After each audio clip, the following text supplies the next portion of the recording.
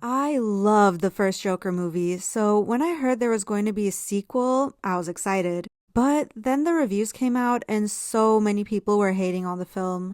Well, I finally watched it and I have to say, I agree. It sucked, and I'm going to tell you my exact thoughts while I was watching the film and what made me decide to walk out. To my delight, the opening of the film was so cool. It starts with an animation of Arthur fighting his own shadow, which symbolizes his dark side, or the Joker.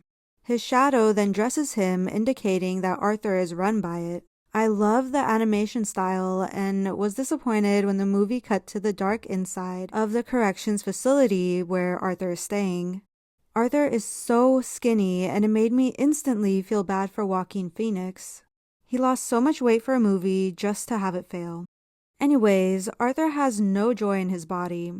Other inmates break out into fights in the background, and Arthur's unfazed, like a full-on level 10 nihilist. Everyone keeps asking him to tell a joke, but he gives no response. 4 guards escort him to another building as it rains. When Arthur looks up, we see that the tops of each umbrella is a different color, but when it cuts to a shot of him from the back, we see that the umbrellas are all black. This is a nod to the animation that we saw in the introduction of the film. It signifies the fact that, in his mind, Arthur is living in a fantasy world.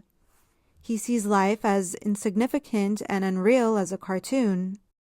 I thought this was a nice artistic moment and that there may be hope for this movie after all. In the next building, he sees Harley Quinn singing in the choir before he meets with his lawyer.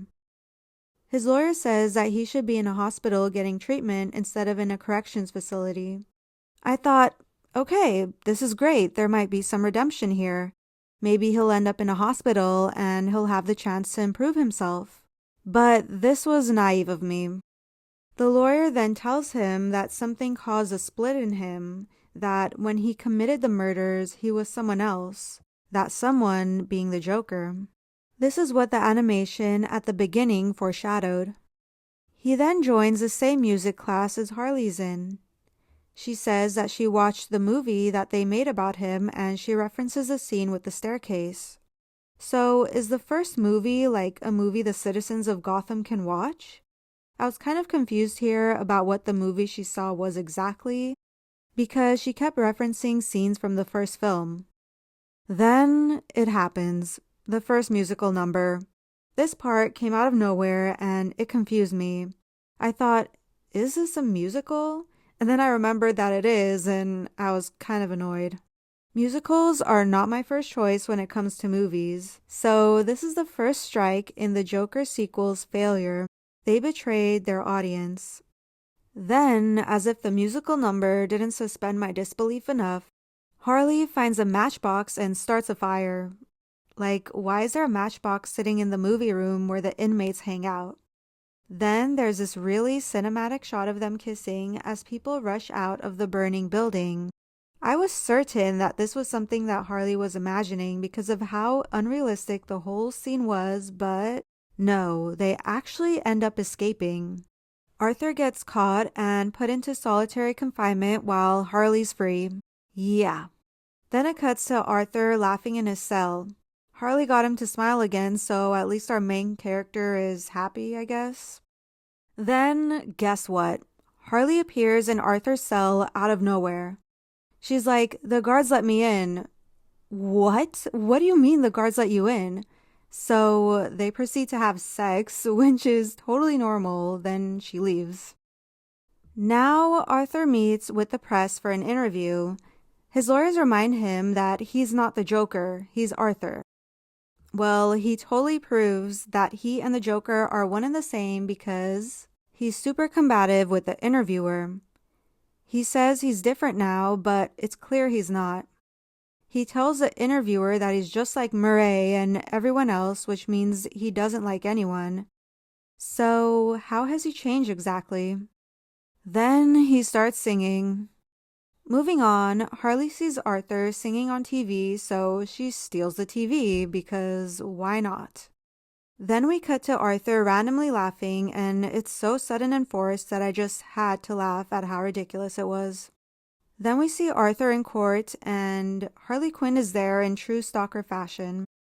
Arthur then learns that Harley voluntarily committed herself to get close to Arthur.